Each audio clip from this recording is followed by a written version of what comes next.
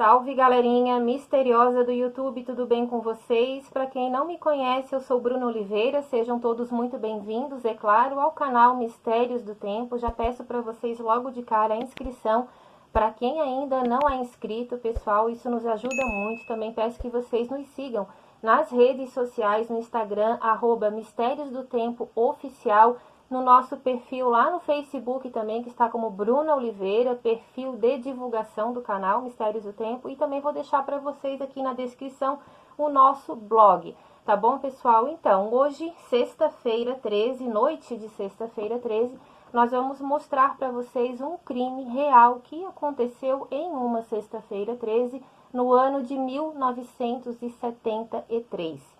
Gente, o papo é brabo, a história é muito sinistra mesmo, envolve crianças, então já vou alertar para vocês que a narrativa vai conter ali pontos muito tristes, muito sensíveis também.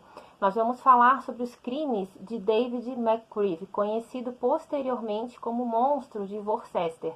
E olha, para mim, e acho que para vocês também, o apelido, né, monstro, é muito leve para o que esse cara fez. Ele matou 3 irmãos, 3 bebês, na verdade. Uma menina de 9 meses de idade, uma menina de 2 anos e o irmãozinho mais velho de apenas 4 anos de idade. Gente, é uma história forte, mas é importante também nós colocarmos isso para vocês, para que esse tipo de crime não seja esquecido e muito menos que ele seja repetido, que nós possamos talvez identificar algum desvio na personalidade de alguém. Serve de alerta para que a gente também pense muito bem em quem colocamos dentro de casa para cuidar dos nossos filhos. É claro que os pais dessas crianças tinham esse homem como amigo e ele fez o que fez. Não dá para a gente generalizar, é óbvio, existem pessoas boas no mundo e muitas vezes essas pessoas pagam pelas pessoas más. Porém, em um mundo onde demônios andam lado a lado com anjos e muito bem disfarçados, toda cautela é pouco. Eu espero que vocês gostem do vídeo de hoje. Se gostarem, é claro, deixem aquele like, deixem seu comentário também aqui no vídeo, que isso é muito importante para nós. Preparados para conhecer essa história de sexta-feira 13? Vlad, é contigo então. Solta a vinheta. District 1, be advised. Incoming 911 callers are reporting numerous Code 6 parties racing. Dispatch 2 Echo 12, we're moving the quadrant. We're going to focus on the north side of his last known 20. David Anthony McCreeve nasceu no ano de 1951 em Southport, nos Estados Unidos. Ele é filho de Thomas e Bella McCreeve e também era o segundo de 6 filhos. O pai de David, ele era sargento do exército britânico e cobrava bastante do filho que ele trabalhasse e se tornasse um adulto responsável, porém ele não conseguiu. Em 1967, o David entrou na Marinha Real Britânica, mas em 1971, aos 20 anos de idade, ele foi expulso e processado por ter iniciado um incêndio criminoso nesse lugar. Antes dele ser expulso, ele também pegou 90 dias de detenção. Por quê? Ele sempre negou que ele teria feito, que ele teria causado esse incêndio de uma forma proposital. Porém, alguns relatos informam que o David, alguns colegas dele informavam depois em depoimento, que ele era uma pessoa que tinha um temperamento muito difícil, ele era muito arrogante, tinha um apelido de sabe-tudo ali dentro, e ele teria tido então uma desavença com um dos seus superiores, e por causa disso, com raiva, ele teria então colocado fogo em uma das lixeiras. Alguns relatos falam que do refeitório e outros que falam que era da enfermaria. Enfim, ele negou, mas por falta de provas, aliás, tinha muito mais provas que ele tinha feito esse tipo de coisa, ele acabou então sendo punido pela corte marcial e acabou voltando então em 1972 para a casa dos seus pais em Worcester. Então, depois desse incidente, ele acabou sendo expulso e voltou para a casa dos pais no ano de 1971. Porém, quando ele voltou para a casa dos pais, que ele perdeu esse emprego na Marinha, ele também acabou perdendo o noivado, porque a noiva dele acabou abandonando. Na verdade, a história da noiva também é um pouquinho complicada. Parece que ele conheceu essa moça, em pouquíssimo tempo ele já pediu a mão dela em casamento. Muitos falam que era porque ele tinha uma obsessão apaixonada ali por ela, e outros falam que não, que na verdade a obsessão dele era por causa do dinheiro da família da moça, que também era filha de um oficial bem importante do exército britânico. Só que a convivência não ficou nada boa, porque o pai do David, ele era um oficial do exército, era muito rígido na educação dos filhos e não aceitava, né, o fato dele ser extremamente malandro. Ele não gostava de trabalhar, vivia arrumando encrenca, e além disso também, além de não parar em nenhum emprego, ele também começou a beber. Então as discussões começaram a acontecer com muita frequência. O pai dele chamou ele para conversar várias vezes, ele não quis escutar, até que então, em uma briga muito séria que eles tiveram no ano de 1972, ele foi expulso de casa pelo próprio pai. Nesse mesmo ano, então, 1971 para 1972, o David então acabou saindo de casa e ele conseguiu um emprego em uma fábrica. Só que nessa fábrica ele ganhava bem pouco. Ele era acostumado com uma vida cheia de confortos, e isso também abalou ainda mais o seu caráter encrenqueiro, porque ele perdia a paciência com as pessoas com muita facilidade. Porém, ele recorreu então a um amigo de infância chamado Clive Ralph. O Clive, nessa época, ele já era casado com a Elsie, esposa dele, Elsie Ralph, e ela já tinha, junto com o Clive, 2 filhos, o Paul, de 2 anos de idade, e a Dawn, de apenas 1 aninho. Então, o que aconteceu? O Clive, como era amigo de infância do David, já conhecia a família dele, eles estudaram juntos na mesma escola por muito tempo, só que o Clive era de uma família mais humilde. Então, com o passar do tempo, eles acabaram se separando um pouco, mas depois, então, eles acabaram se reencontrando, e o Clive, então, teve, né, infelizmente, a péssima ideia, mal sabia ele, de abrigar um monstro dentro da sua casa.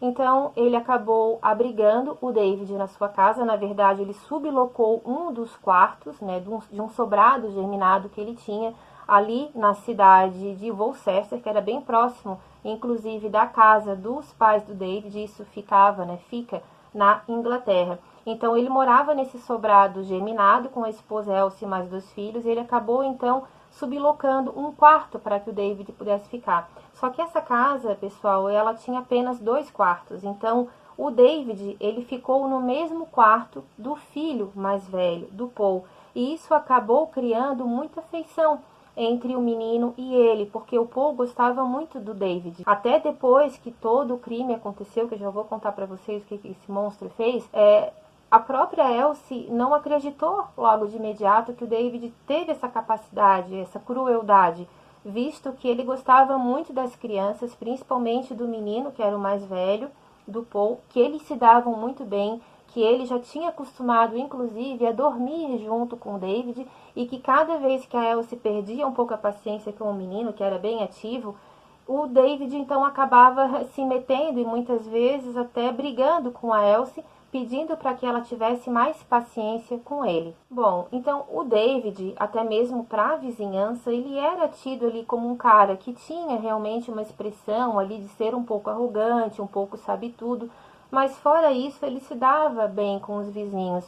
Então, quando ele foi morar junto com o Clive e a Elsie, ela já estava grávida da sua filha mais nova, a Samantha. Então, ele acompanhou todo aquele processo de gravidez, ajudava muito nas tarefas da casa. O Clive e a Elsie, eles trabalhavam bastante para conseguir sustentar a família, que já estava aumentando.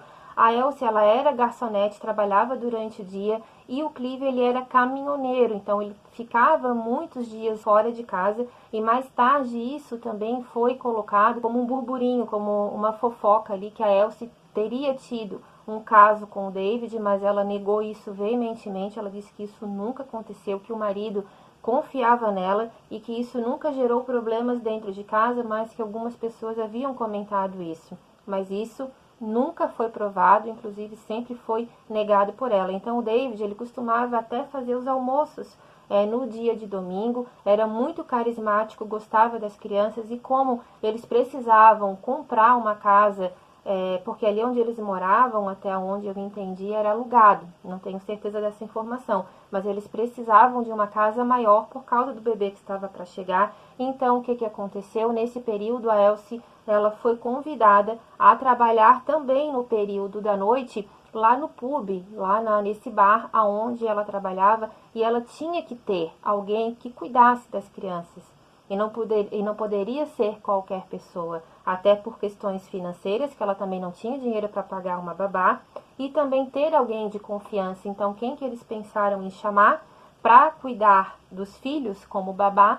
O próprio David, que ainda estava morando com eles na época do crime. Só que uma coisa para mim não ficou muito clara nessas pesquisas, e olha que eu pesquisei em fontes de vários países para poder passar a informação mais precisa para vocês. Como é um caso que já aconteceu em 1973 e teve algumas mudanças ali nos depoimentos, algumas coisas talvez não ficaram muito claras. O que eu não entendi muito bem nessa história? O David, ele já apresentava problemas com álcool desde a época que ele morava com o pai, e isso foi um dos motivos que ele foi expulso de casa. Só que na época que ele estava morando ali com os Ralph, ele também estava bebendo bastante. Agora, eu não sei se isso não era percebido pela família ou se ele bebia durante o dia, após o trabalho, e depois voltava para casa e acabava então ninguém percebendo que ele estava com cheiro de bebida. Eu não sei se ele bebia até o ponto também de ficar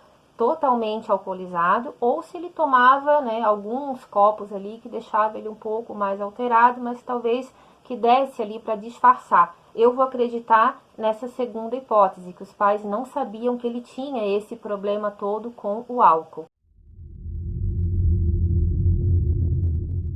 Bom, pessoal, então agora nós vamos chegar ao ponto forte da história, que é a fatídica noite do crime.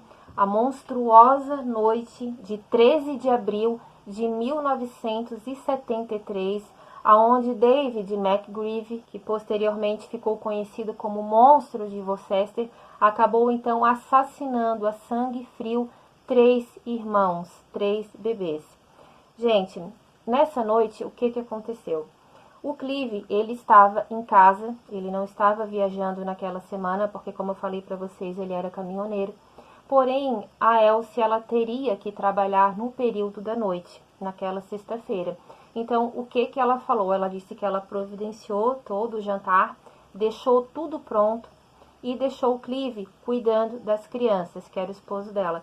Só que ali mais ou menos perto das 11 horas da noite, ele teria que ir nesse pub e buscá-la, porque já era um local que já tinha bastante pessoas que bebiam, era um local um pouco mais distante da casa também, então ele acabou levando ela e depois ele também iria buscar.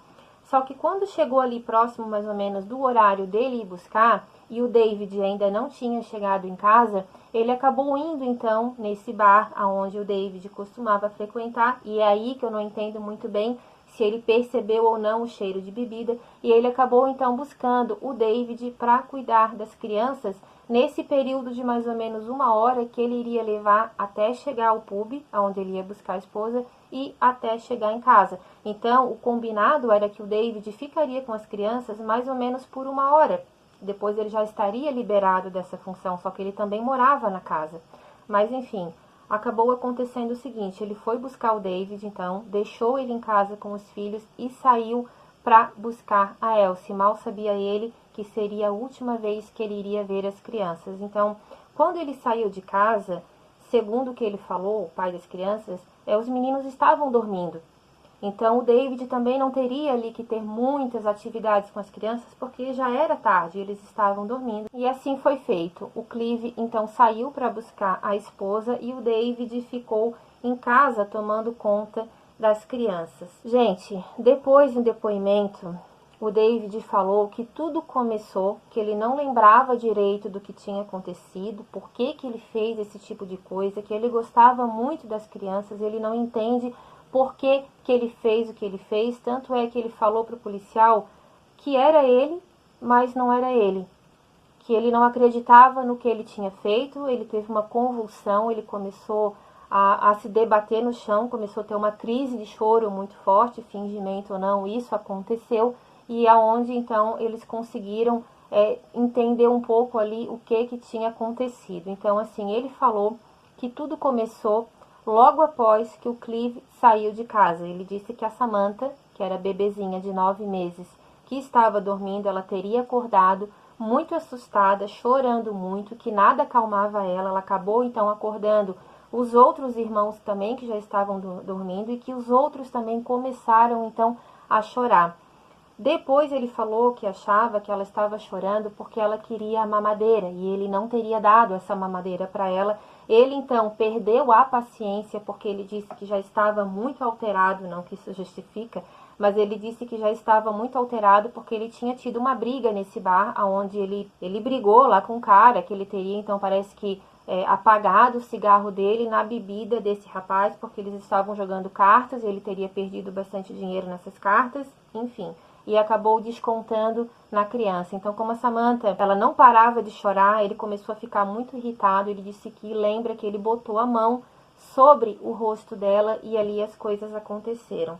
Ele falou então que ele matou ela estrangulada. Depois que ele matou a bebê, ele foi para o banheiro não satisfeito, pegou uma navalha e cravou no crânio dessa menina. Só que mais tarde a Elsie falou que a polícia não contou tudo para ela e para o esposo, até por querer poupar dos detalhes, mas que um amigo dela conseguiu sondar a situação e, pelo que ele entendeu, a Samantha, ela não foi morta somente por ter sido estrangulada e por causa da navalha que acertou o crânio dela, mas sim também pela grande surra que ela levou antes de ser atacada.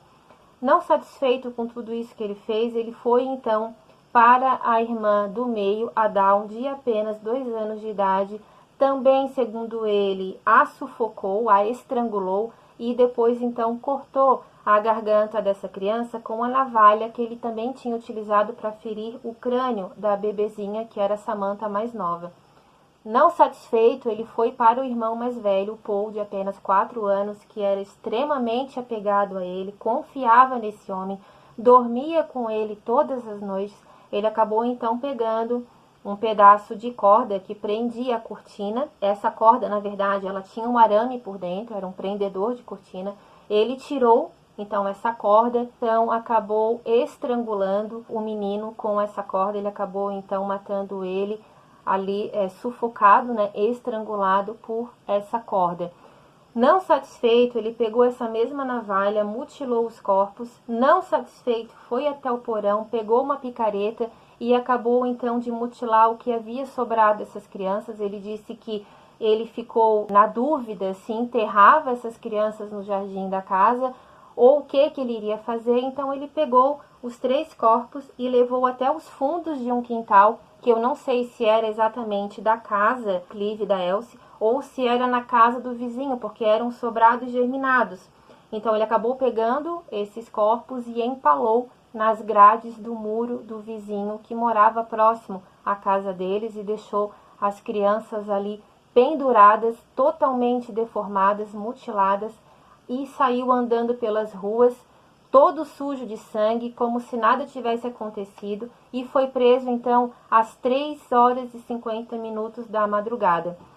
Algumas pesquisas falam, pessoal, que os pais chegaram em casa, a polícia não estaria lá ainda, só que eles acharam estranho porque a porta estava aberta, eles entraram, viram as paredes ali encharcadas de sangue, não encontraram o David, não encontraram as crianças, e daí sim, logo depois, a polícia então chegou, porque alguém que passou por ali teria chamado a polícia por ter visto então essas crianças empaladas no muro.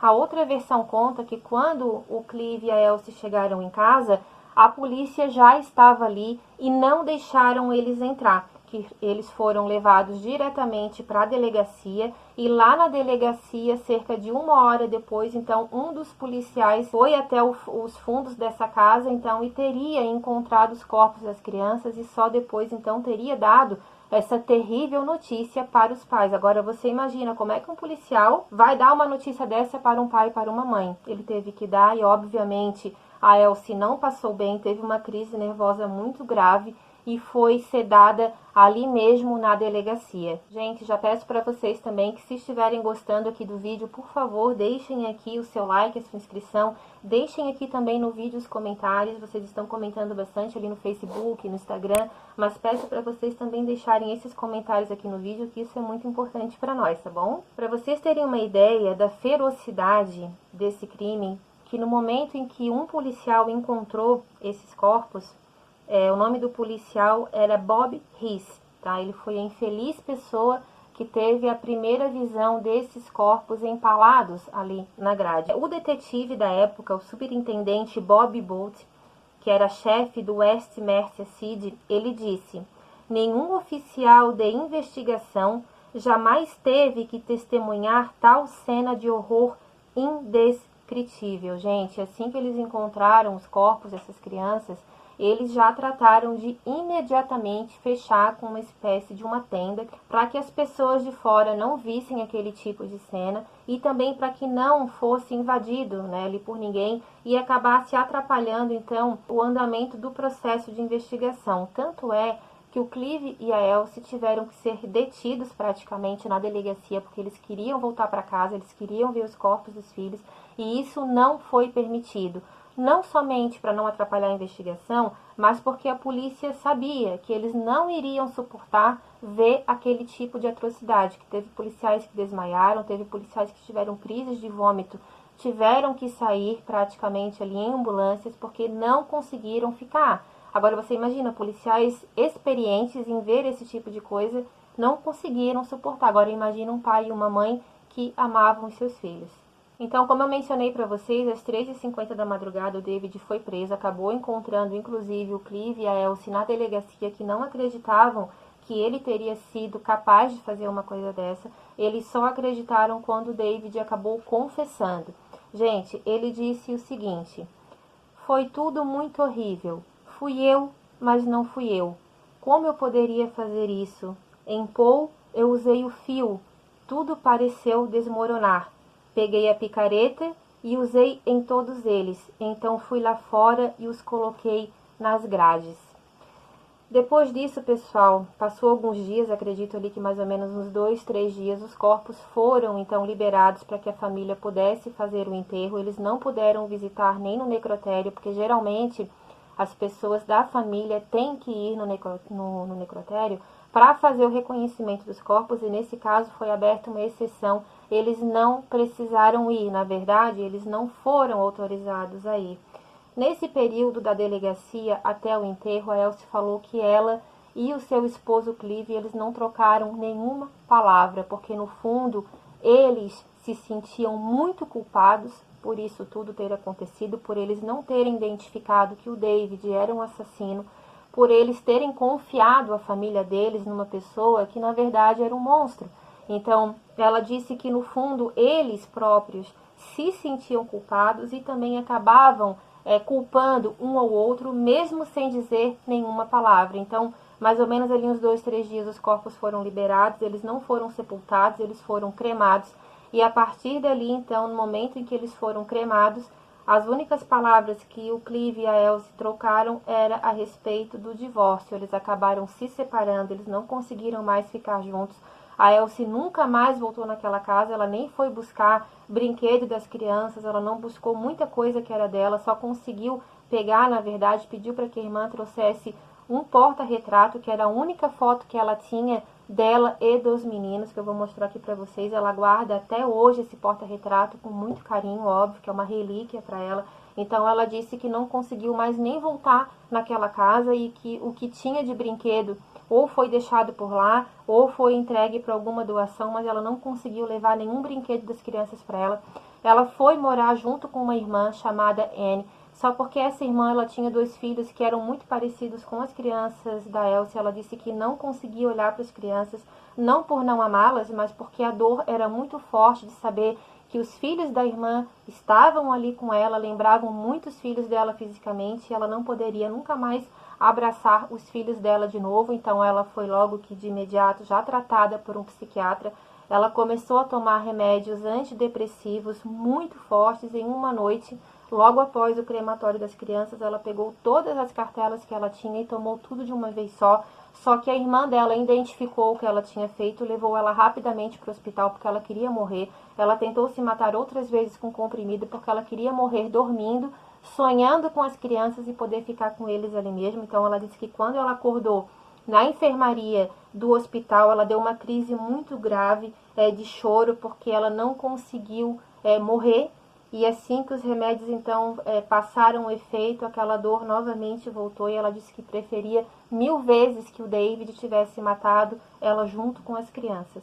O julgamento de David aconteceu no dia 28 de junho de 1973, durou cerca de 8 minutos porque ele confessou tudo, ele não teve nem direito a advogado de defesa e ali ele foi condenado então a 3 prisões perpétuas por causa do assassinato das crianças. Dizem que a Elsie falou que ele não demonstrou nenhum arrependimento, sem ser naquele dia que ele chorou. Depois disso, ele falava de tudo isso com muita naturalidade, só não sabia por que tinha acontecido, mas que o choro da criança teria irritado muito ele, que só o que ele escutava naquela casa eram crianças, crianças, crianças, e que ele não aguentava mais aquilo ali, e foi por isso que ele fez tudo o que ele fez, mas em nenhum momento ele pediu desculpas, não que isso seria aceito pela família, mas ela disse que em nenhum momento viu realmente arrependimento nos olhos dele. Em 2006, o David ele foi transferido, não sei como, tá, pessoal, para uma prisão aberta e autorizado a ficar em um albergue de fiança em Liverpool. Só que o jornal The Sun descobriu isso tudo e divulgou esse arranjo, porque eu não sei se teve algum dedo político nessa situação ali ou não, porque o David até então estava solto, só que ninguém podia saber. Então, quando o jornal The Sun descobriu, rapidamente ele voltou então para a prisão. Em 11 de junho de 2019, aos 70 anos, então, inacreditavelmente, ele ganhou, pessoal, o direito à liberdade com regras a serem cumpridas. A Elsie falou que uma pessoa entrou em contato com ela, uma espécie ali de assistente social, disse que o David estaria então sendo solto depois de ter cumprido ali cerca de 46 anos de prisão, que a polícia então teria, a lei teria então dado essa liberdade para ele, porque nesse período todo que ele ficou em várias prisões, inclusive teve prisões que ele precisou utilizar nomes falsos, para que as pessoas, então, para que os outros detentos não fizessem nenhum tipo de rebelião, nenhum tipo de barbaridade com ele, mas é óbvio que foi um crime muito monstruoso, que abalou o mundo inteiro, que ninguém admitia ficar no mesmo presídio que aquele monstro, é claro. Nos presídios, pessoal, há muitos justiceiros, né, que na verdade fizeram coisas até parecidas com o que o David fez, mas botam então aquela capinha de super-homem, de justiceiros, e querem fazer a sua justiça com as próprias mãos. Mas tem muitos presidiários também que roubaram, que fizeram coisas que não deveriam, mas que jamais encostariam a mão numa criança inocente, ainda mais matar 3 anjos, como esse cara matou. Então, o que aconteceu? Mesmo a polícia ali tendo, mesmo as autoridades trocando o nome do David, essas informações eram vazadas. E o que aconteceu? Até algumas fontes falam que alguns carcereiros facilitaram esse tipo de violência contra ele, deixando talvez ali até as portas abertas para que outros presos então invadissem a cela dele. Ele sofreu vários tipos de abuso ali dentro, ele levou surras, ele foi machucado com objetos, ele foi até mesmo estuprado por vários detentos. E por causa de tudo isso, então, em 2019, a lei, não sei como, repito, autorizou então que ele ficasse solto em uma área restrita. Eu não sei dizer para vocês em que área esse homem vive, isso não foi divulgado, mas tem algumas fotos dele caminhando livremente pela rua com sacolinhas de compra. E como é que uma mãe dessa fica, gente? Porque assim, eu não consegui ter muita informação do Clive. Eu não sei se ele está vivo, que é o pai das crianças, eu não sei se ele está morto, eu não sei se ele vive com alguém, ele praticamente sumiu do mapa. Até se alguém tiver alguma informação sobre ele, por favor, deixe aqui nos comentários. Agora a Elsie hoje, ela é casada, ela se casou, ela vive em uma outra cidade que não é Worcester. Ela nunca mais conseguiu frequentar nenhuma festa de aniversário, ela não consegue ir. Qualquer local que tenha crianças, ela disse que a dor é mais forte do que ela não consegue respirar quando ela lembra dos filhos, e a gente sabe que isso totalmente compreensível, mas ela não consegue mais ter contato com crianças por causa da culpa e da saudade. Então ela falou, como é que eu vou viver sabendo que um cara desse está solto? Ele matou os meus filhos, ele barbarizou os meus filhos, ele colocou meus filhos empalados em grades. Ela disse, como é que eu posso saber que eu estou viva andando pelas ruas e de repente eu encontro um cara desse? Ela falou que ela não consegue entender. Vários parlamentares também foram contra essa decisão, mas infelizmente isso foi aceito e esse cara está solto, gente. Esse homem está solto enquanto o passado dele realmente não tem como ser apagado. As pessoas se regeneram, mas nesse caso será porque o psicólogo que laudou falou que o David hoje está totalmente recuperado, que ele já sabe lidar com situações estressantes. E se ele não souber lidar, ele vai matar de novo e vai ser solto de novo? Será que se fosse filhos desse juiz que autorizou, ele autorizaria esse homem estar solto ou ele deixaria ele preso? Coloca ele isolado, coloca ele numa solitária, coloca ele numa camisa de força, apesar dele não ter problema mental nenhum, porque no dia do julgamento, 2 psiquiatras bem conceituados da época laudaram e disseram que ele não tinha nada. Ele não tinha absolutamente nada, ele era um cara mentalmente são. Impossível, parece, dizer que uma pessoa sã consegue fazer o que ele fez, mas sim, ele não tinha problema nenhum. Ele não toma nenhum tipo de remédio e ele está solto. Eu vou deixar aqui para vocês uma fala da mãe das crianças, da Elsie. Ela falou assim, tudo o que eu queria era ver meus bebês uma última vez. Eu queria segurá-los em meus braços e dizer adeus. Fiquei pensando que alguém ia me dizer que houve um erro terrível e que eles eram filhos de outra pessoa, ou então que David havia mentido. Ele poderia muito bem ter me matado também. Perdi meus filhos, meu marido, minha casa, minha sanidade, tudo por causa dele. Eu não vou encontrar a paz até que ele esteja morto e eu descansando com meus bebês. Penso no que ele fazia a cada minuto e cada dia, porque ele tirou a minha vida. Não posso mais ir a festas de família, não posso comemorar nada, eu estou morta. Então, assim, gente, infelizmente nós sabemos que muitos casos de violência contra a criança, algumas até ao extremo de tirar a vida delas, infelizmente são por pessoas que têm contato próximo com a família. Muitas vezes são pessoas da mesma família ou amigos, pessoas que os pais confiam. Claro, como falei para vocês no início do vídeo, não dá pra gente generalizar. Há pessoas boas, mas tem que ter muito cuidado. Muito cuidado porque o perigo pode estar morando junto com você. Infelizmente, é um caso real, aconteceu em uma sexta-feira 13, e esse dia para essa mãe, com certeza, ele é lembrado como um dia de terror absoluto. Fatos reais, infelizmente. Gente, esse foi o caso de hoje, espero que vocês tenham gostado. Peço novamente a inscrição de vocês, o like de vocês se gostaram do vídeo, é claro. Se inscrevam aqui no nosso canal, que isso é muito importante para nós. Quero mandar um beijo grande a cada inscrito novo que nós conseguimos e aos mais antigos também, porque vocês estão nos ajudando muito. Tá certo? Um beijo grande e até a próxima. Tchau, tchau.